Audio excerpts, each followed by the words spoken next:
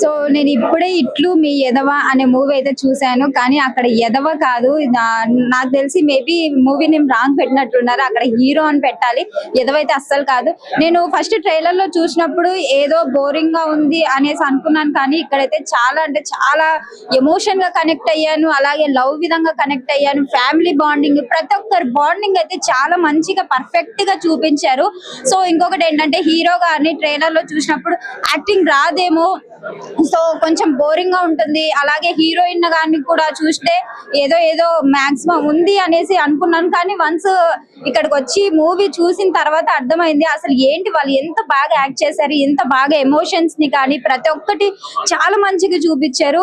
So ఇలానే అక్కడ ఉన్న ఎదవ క్యారెక్టర్ ని కానీ అంటే లైఫ్ లో కూడా మనం చెప్పుకోవచ్చు, ఒక ఎదవకి ఒక అమ్మాయి పడితే అబ్బాయి ఎలాంటి వాడైనా సరే మారిపోవాల్సిందే, మంచితరంగా మారిపోయాడు. ఇక్కడ చూసుకున్న